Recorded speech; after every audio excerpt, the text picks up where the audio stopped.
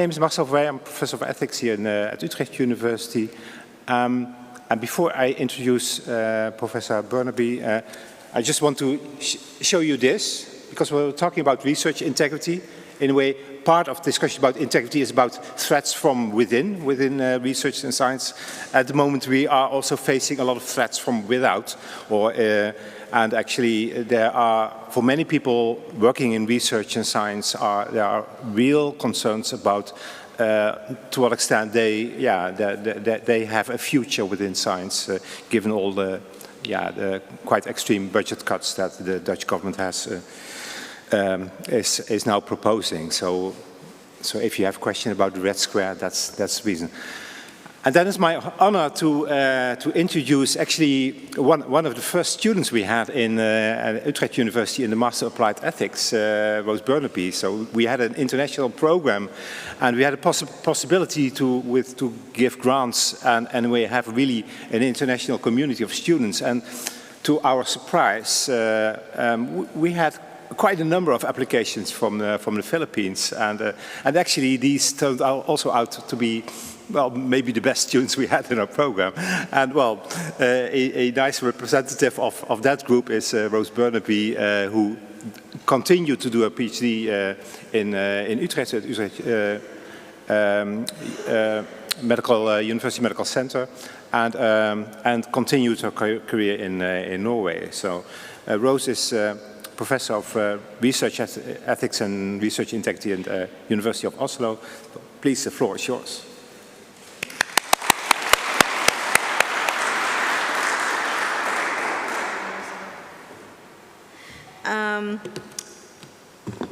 Yeah, thank you very much, Marcel. And I'm really glad to be back. I mean, literally be back in Utrecht, where at least this part of my life started.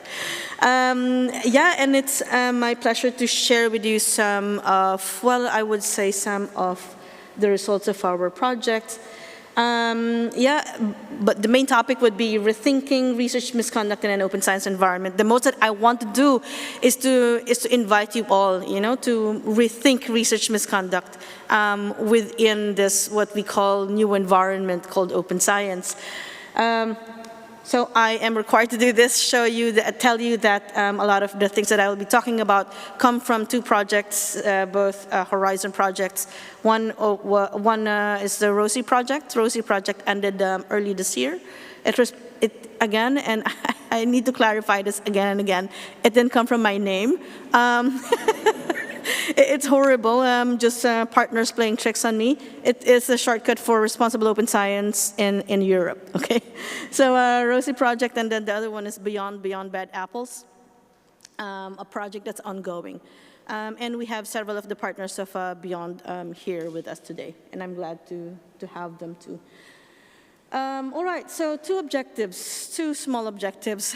They probably sound very big, but of course the objectives would be, as I've said a while ago, to rethink and to explore these topics together. First is to explore how research misconduct evolves with open science, thereby redefining research integrity and research ethics along with it. And the second objective is to, well, emphasize or look into the need for updated governance, accountability, and collaboration practices, specifically through a research ecosystem mindset. Okay? Probably I don't need to define this. As you probably know, UNESCO has this extremely long definition of what open science is. Yeah, but just to make sure that we're on a level playing field, then I would just go through it. What I did was they had this like really big paragraph of what open science is, and I tried to put them into, to try to categorize it, just to not make it like an overwhelming paragraph definition of open science. So open science, according to UNESCO, is an inclusive construct that combines various movements and practices. And it has three very specific goals. The first goal is to make multilingual scientific knowledge openly available, accessible, and reusable for everyone. So that's goal number one. Goal number two is to increase scientific collaborations and sharing of information, specifically for the purpose of benefiting science and society.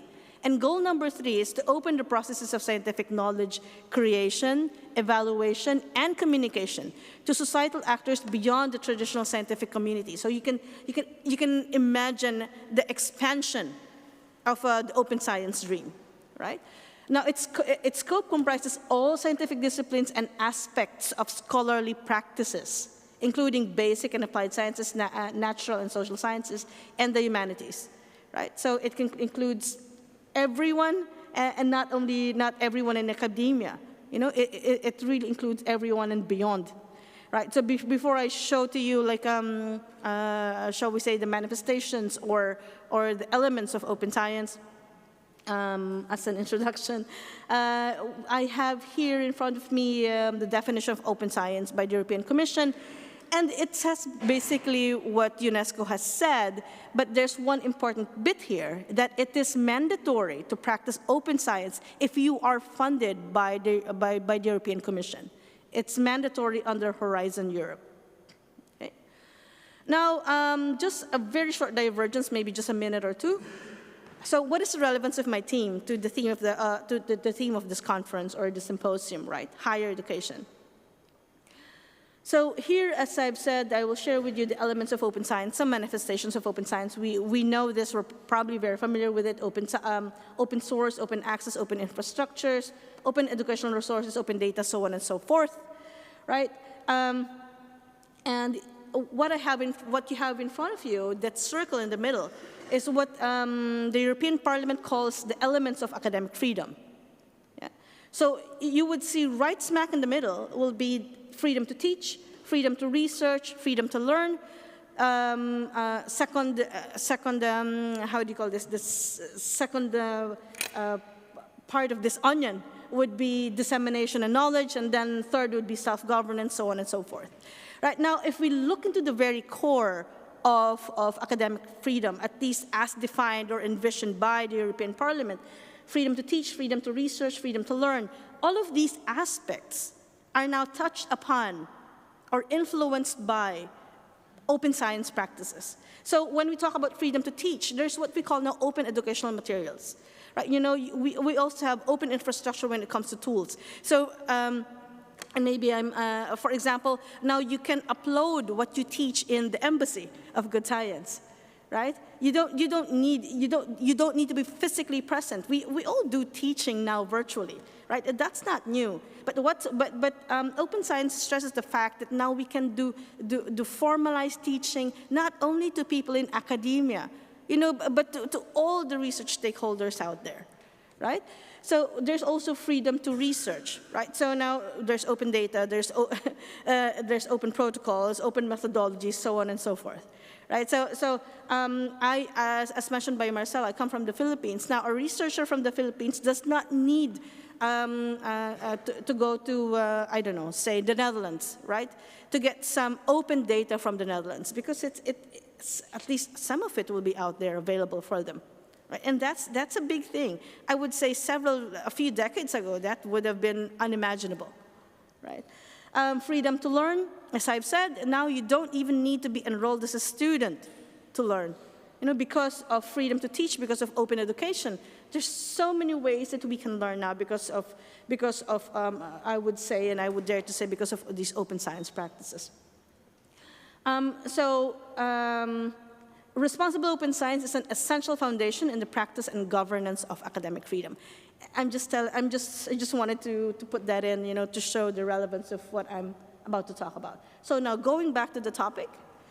So first objective, explore how research misconduct evolves with open science, thereby redefining research integrity and research ethics along the way. So I've put these brackets because I know that there are different traditions out there in the different European countries. Some countries, for example, Norway, still sees research integrity and research ethics as if they belong to one category, right? While some other countries really have made a distinction between research ethics and research integrity.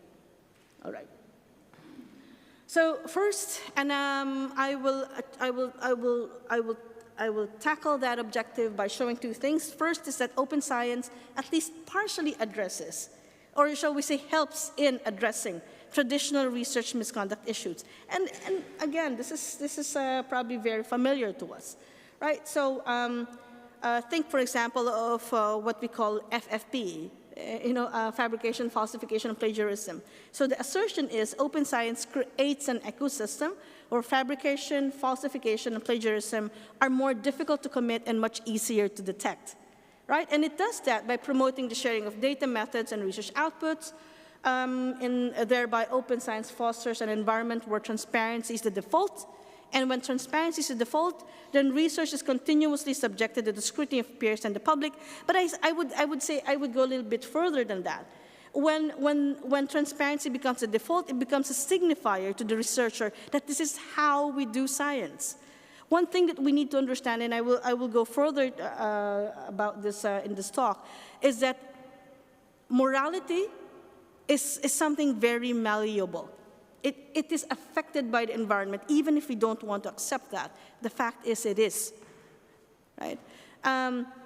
So signaling to the researcher that transparency is the way to do science is a very important contribution of this open science movement, right? So, for example, fabrication and falsification, when it comes to at least peer and public scrutiny, is now much easier because of open data, open methods, open registries, free registration, et cetera, et cetera.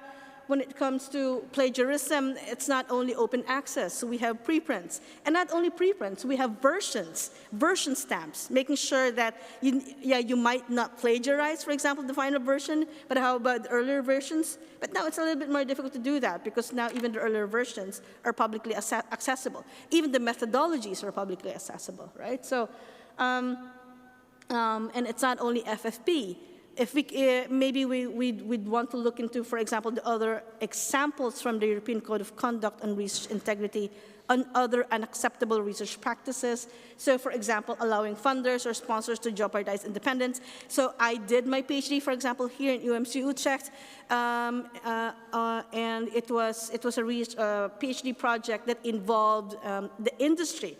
In fact, one of the industry partners was one of my supervisors, So there was like very strong presence in of industry presence in what I was doing, right? And there were, in fact, topics that were a no-go for me because of that, right? So, okay, just sharing my experience. I don't want you to look into who or what. So anyway, allowing funders to sponsor or jeopardize independence. But how does open science practices help alleviate that at the very least? So as I've said a while ago, open science, because of this transparency, this requirement of transparency, requires disclosure of conflicts of interest, open methodology and data, open peer review, registration of studies, So there's that very close possibility of scrutiny of both peers and the public.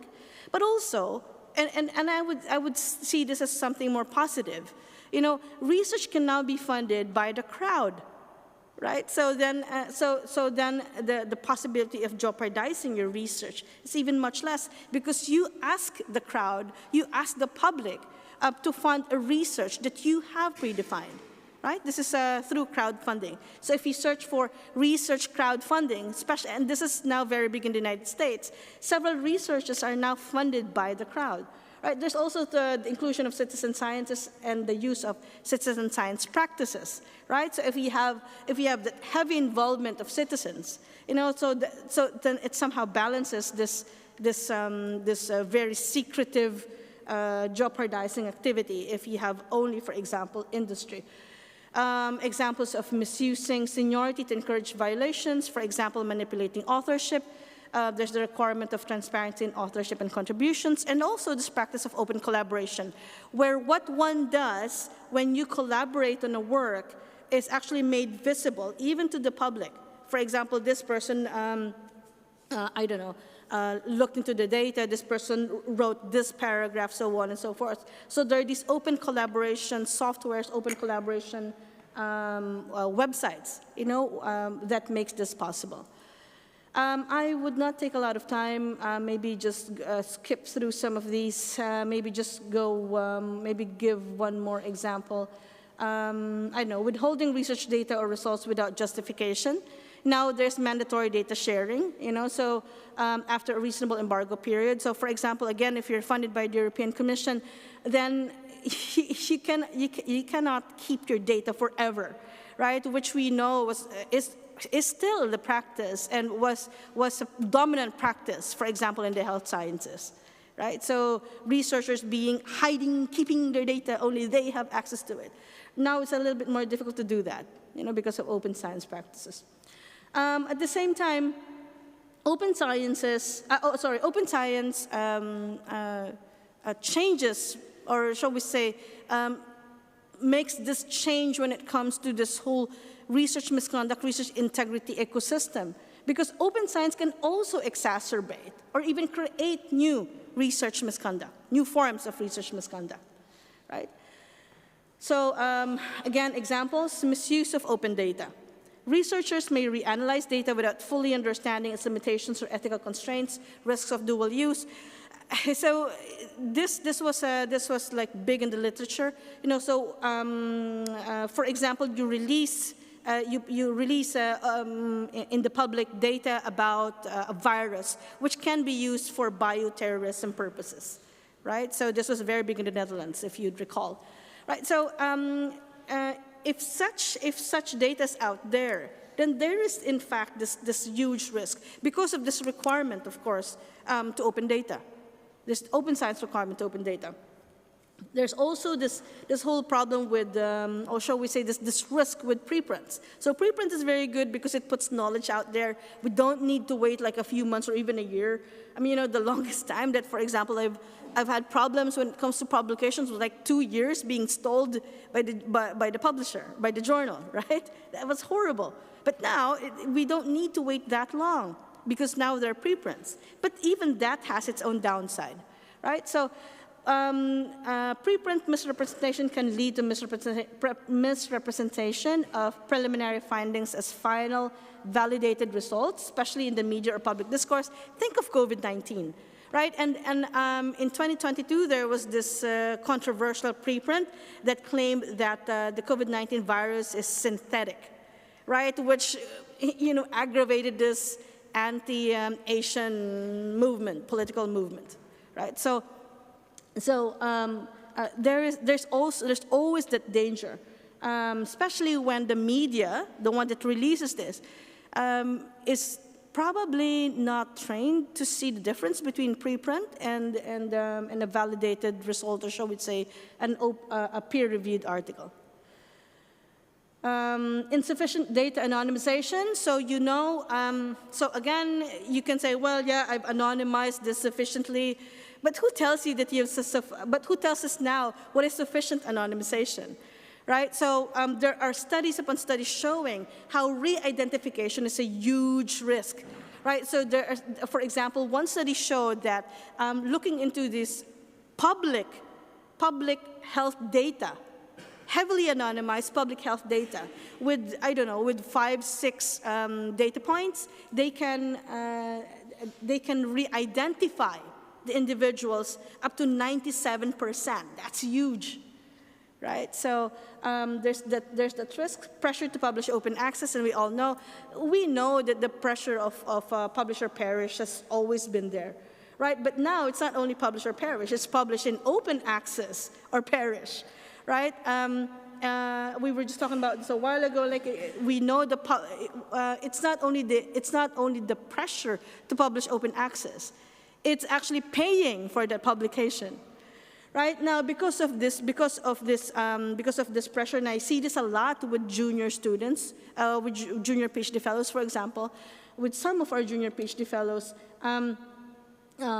Aside from being confused what is predatory and what is not, this pressure to publish open access may lead them to consider predatory journals for publishing. Collaborator exploitation in citizen science. If we involve, for example, citizen scientists, there's the possibility of exploitation.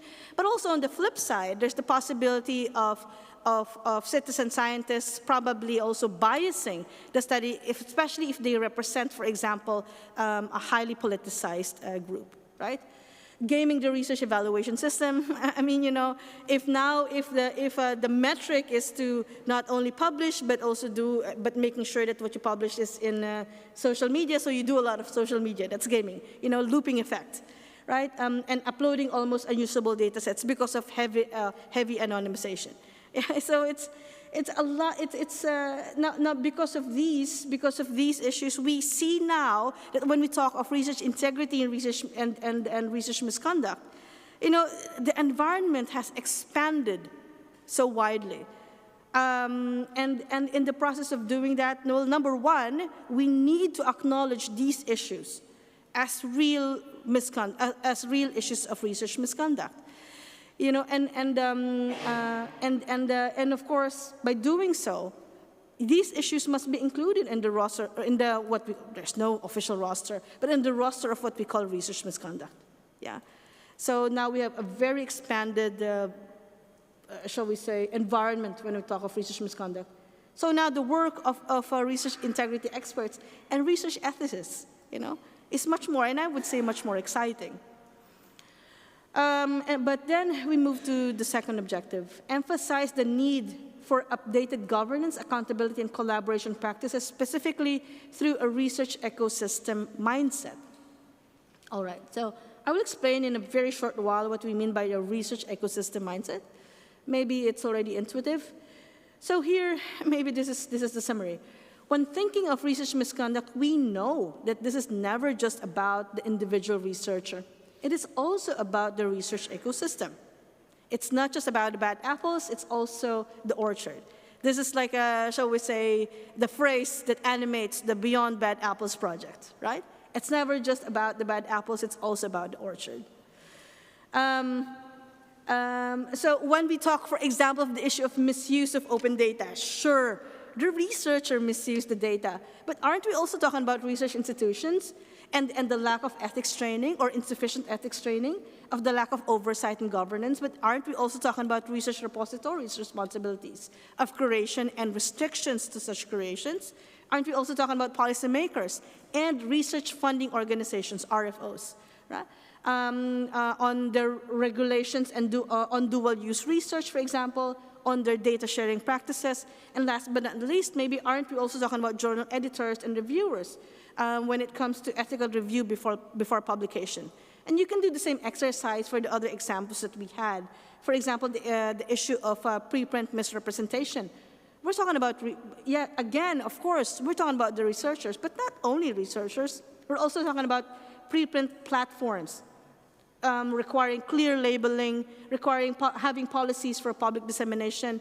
We're also talking about journalists and media outlets, having responsible and contextual reporting, and making sure that they know the distinction between peer-reviewed and non-peer-reviewed publications, or sort of say research, research products, yeah?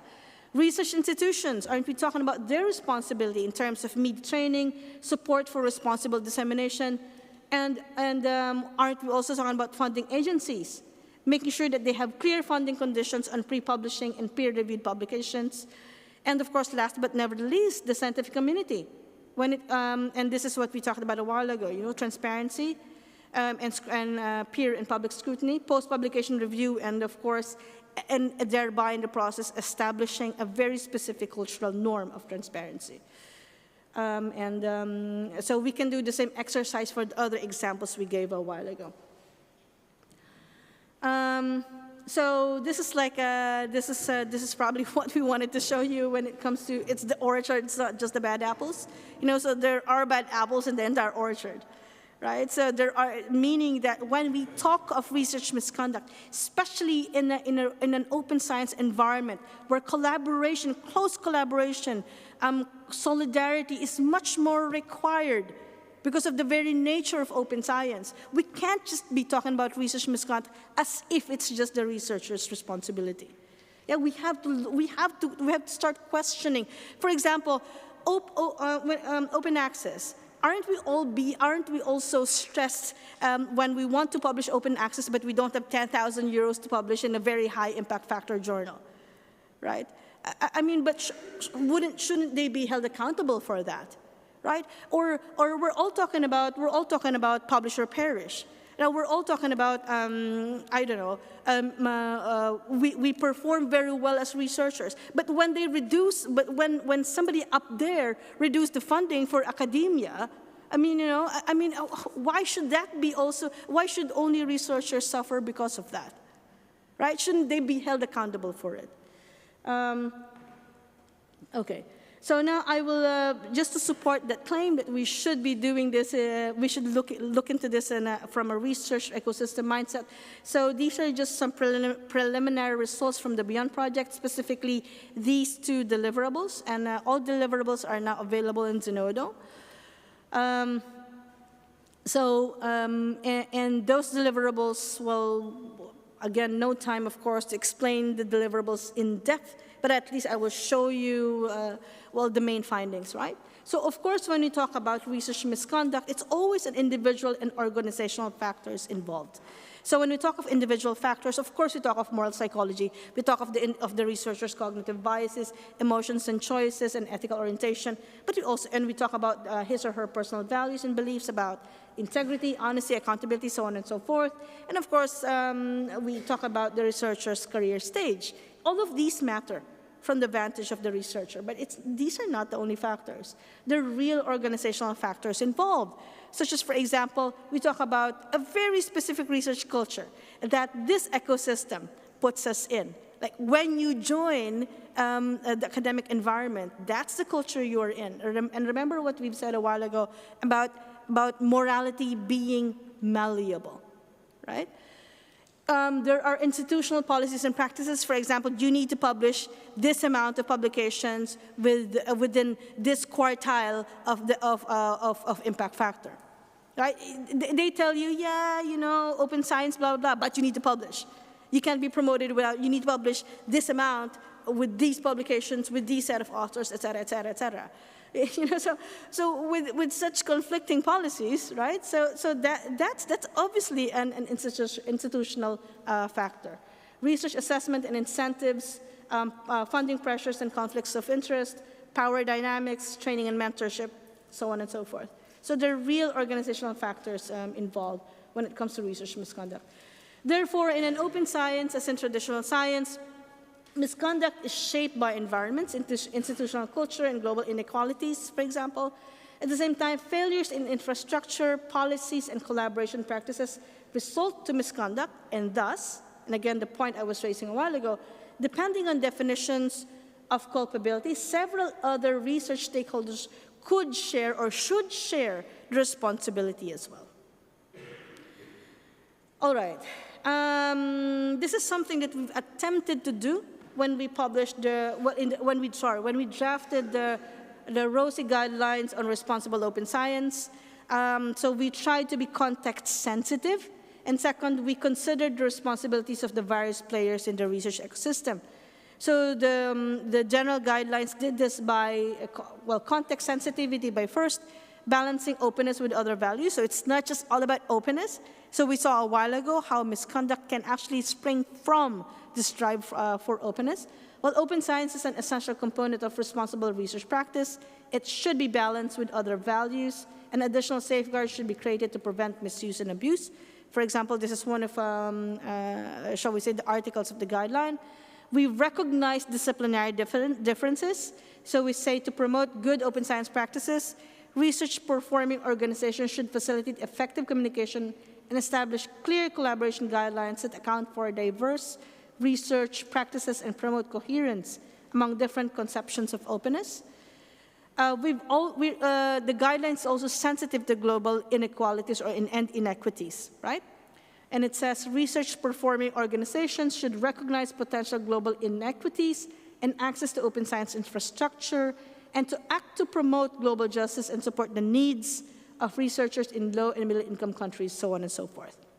But the guideline was not only context-sensitive, as I've said, it's also stakeholder-specific. So look, for example, I will not go through all of that because of time, but maybe I just wanted to point out that what you see in front of you, 1.6, So literally the guideline opens with a statement saying that national and European policies conducive to responsible open science are instrumental in signaling to researchers and research performing organizations the political commitments to support and promote open science, and goes on and so on and on with regard to responsibilities of policymakers.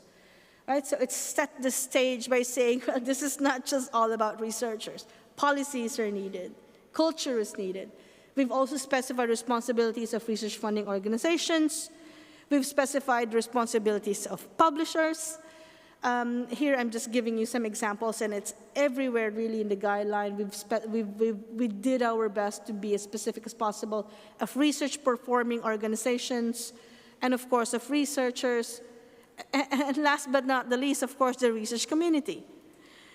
So I would end this talk by saying just three things. First is open science requires solidarity much more than traditional science ever did, because, as I've said, because of the very nature of open science. So we cannot leave others behind, otherwise we strengthen the very hegemony we are reacting against. So you can't say, well, now we have access to infrastructure, but you don't have it. So now we dictate how you, as a partner of our project, should act and do things. That can't be the case, right? And second, when thinking and rethinking of research misconduct in an open science environment, we need to take seriously what it means to hold various stakeholders accountable, and I guess I've stressed this enough. And third and last but not least, open science creates more overlap between research ethics and research integrity. So a few years back, we were making that clear distinction. This is research ethics, this is research integrity. But think of the situation of a clinical trial, say. Yeah, and you include citizen scientists in a clinical trial. So when we talk of citizen science and citizen science practices, some have relegated it to research integrity, but what if, for example, they're part of a clinical trial? But that's research ethics. So we see research ethics and research integrity. Again, open data, and again in a clinical trial setting. So open data, oh yeah, research integrity, okay.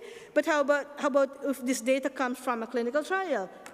Research ethics. So who has oversight of that? And I can go on and on and on giving these sorts of examples. So open science creates more overlap, and therefore now we have to again re-examine, how to view this relationship between research ethics and research integrity. So with that, I end. Thank you very much.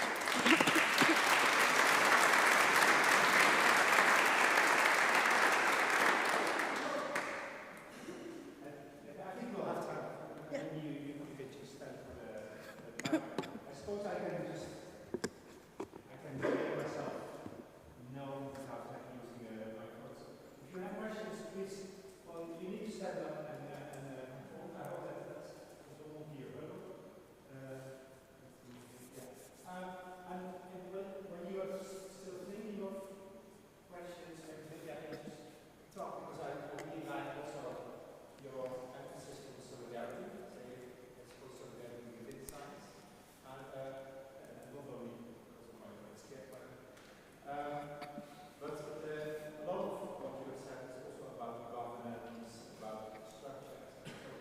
Could you give some more very specific examples of how you think about how we can strengthen the solidarity, for example, or the way you see specific problems?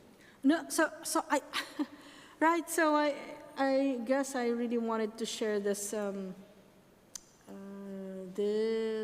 that one photo that I had, right? So this is how we view the research ecosystem. And what we wanted to say is that, of course, when you talk of governance, it refers to, how everything here hangs together, or not, right? So when we talk of research performing organizations, research funding organizations, academies and publishers, they have codes, regulations, procedures, policy, instruments, incentives, sanctions, institutional values. And it used to be so hierarchical that they go down to us and we probably contribute, but then they keep on going down to us and we're responsible for that. So the demands from the researcher has always been demands only for researchers, whether it's for publishing, how we conduct ourselves, how we publish, how we write our methodologies, et cetera, et cetera. But they were never held accountable on these demands that was put on us. For example, that red scare. Or the example of we experienced this also in Norway, of the government cutting the budget so much that some universities struggle to even survive, right? But who's holding them accountable for doing that? At the same time, researchers, the requirements for researchers remain the same. For us to be superhuman beings, publishing in very high impact factor journals, teaching almost for free because they don't want to pay us for teaching because then we got all this research money anyway. I mean, who's holding them responsible for doing that, right? And that's clearly a governance issue, so just, yeah.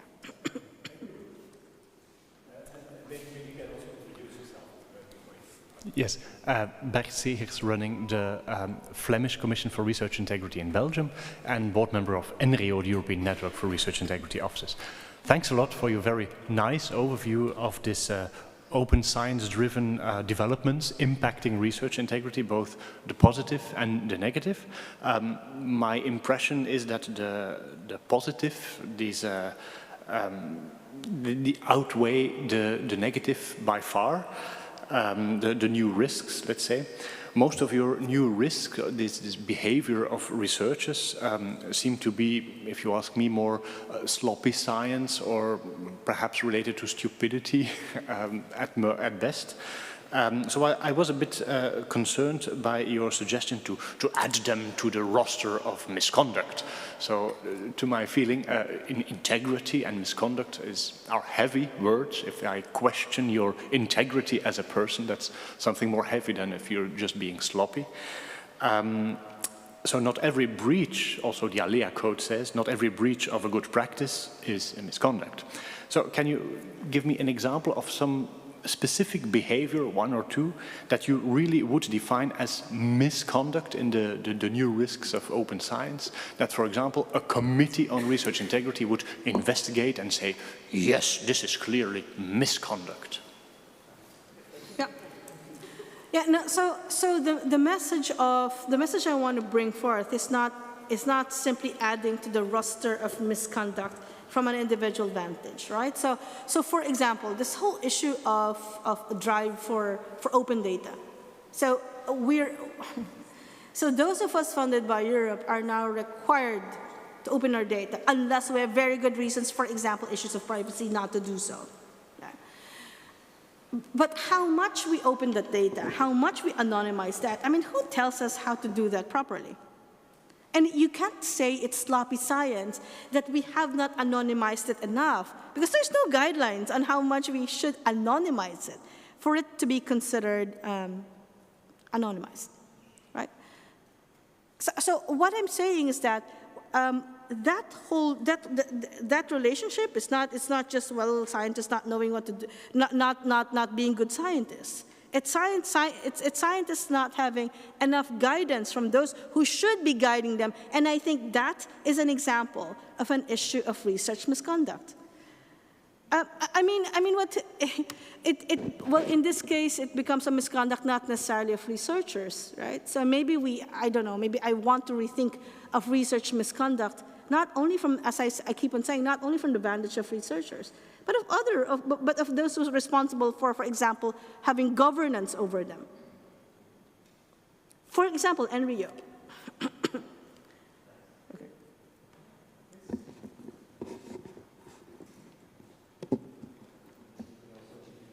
Thank you. I'm Isabel Aguad from Erasmus University, and I'm just the integrity coordinator in one school. I thank you for the insightful talk. I wanted to, well, very briefly add to the sloppiness of us who, on top of everything we were already doing, have to do all the things that you have been talking about. So I think that that is indeed, and also what you are pointing out. But what you say in terms of adding to a roster of misconduct for everyone, I'm always intrigued by how we focus so much on misconduct also in our teaching, don't do this, don't do that, don't do that. I think that part of the problem, and I wanted to know what your take on this, is that we rely on this negative approach to ethics too much, and very rarely we think about it in terms of what we should be doing. And I think this also relates closely to the notion of freedom, which was prominent at the beginning of your presentation, right? Because, yeah, what is it to allow for that freedom? Oh, my data is out there. Well, I should really translate it in several languages and to different educational levels if I really want to make that freedom, positive, right? So, I wonder why we are so stuck in this misconduct thinking and in this negative approach to ethics. Thanks. Yeah. No, I think the reason why we're stuck with research misconduct thinking is because, as I've said, and I guess this is my assertion, right? I think the research environment has so much been about looking very closely at the bad apples, right? So it's like, oh, you researchers shouldn't be doing this or that. But once we open this whole talk of what is it to act research with to do research with integrity, once we start looking into the other stakeholders, I don't think we will be as fault-finding as we used to be or as we still are. Right? Because now we can't talk about, obviously we cannot talk of governance of the other stakeholders in the same way as we talk of governance of researchers. And once we, for example, think of a parent and a child. If the parent only sees the child, so, well, you're doing this and you're doing that, you micromanage the child, you only see the faults of the child. But once the parent also sees himself or herself and the environment that he or she is in, then it becomes less fault-finding, and it's really, as I said, it becomes more opening. It becomes a research ecosystem mindset instead of a fault-finding mindset. Would it also mean that it makes much more sense to talk about, maybe as far as the negative parts, talk about integrity risk or something like that, rather than focusing on misconduct, and maybe then also think of sort of what's the counterconcept to integrity risk? Yeah, Well, I think there's a lot to language. Language is the house of being, according to Heidegger. And I think, yes, I guess it does really matter how we frame it and how we call it. So maybe the challenge is also challenging all of us to rethink the language that we use when we talk of research integrity. And maybe that's a very good suggestion. Hello, I'm Krishma Labib from the VU in the Amsterdam Center for Research in Open Science. I just wanted to ask about, thanks. I wanted to ask about one of the things that you had at the slide towards the end, which was about we cannot leave others behind, otherwise we strengthen the very hegemony we are reacting against. And I just want to ask you regarding that. Does this kind of framing not create the narrative that certain players are leading when it comes to open science and others are? And isn't that part of the hegemonic structures itself? Sure, yes, I definitely agree. At the same time, we can't deny the fact that, for example, and I say this from the vantage of a project coordinator of some projects where we work a lot with some countries that are economically what we call low and middle income countries, yeah? So I personally come from the Philippines, and I work with several African, several Asian, and some Latin American countries. And the constant struggle is, you talk about opening data, doing open research, but we don't know, number one, these infrastructures are not based in our region, and number two, these infrastructures and how they function come from Europe. So that's the state of affairs. Right, so and since I'm talking to people in the Netherlands, we need to understand that these hegemonic structures are there, right? And it's only by acknowledging that we're able to somehow agree that we can't keep on moving in this direction. So like, sure, they don't have access, but But isn't our responsibility as project coordinators coming from very wealthy countries to make sure that we don't replicate this in the projects that we lead, and by default we have to lead because the European Commission will not grant them the money as coordinators. The European Commission will only grant coordinatorship to a European country, and that's a fact.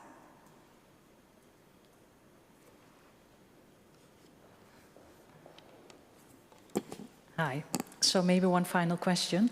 What would be your what would you like us to be the takeaway message from your talk? So I'm not going to make this a binary question, actually. That's what I always like doing. But consider the things you described about the research ecosystem, the changes that are happening.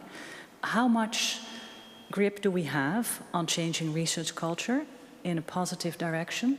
Or is it something that is happening upon us? No, I think the fact that we have the liberty or that we're able to put words and talk about this is something very positive. The fact that, yeah, of course, we talk about hegemonic structures, but the fact, for example, that now we are talking about how to involve citizens, not as participants, but as citizen scientists, is something very positive. The fact that we talk about, preprints, but also how there can be pitfalls in preprints, and that this is not just the responsibility of individual persons, but of structures, is something very positive. So don't get me wrong, I love open science. I love the freedom that it affords me. Where I used to be felt so constrained. But at the same time, of course, we need to do open science correctly. We need to, shall we say, we need to do it responsibly, maybe that's the right term. We need to do open science responsibly.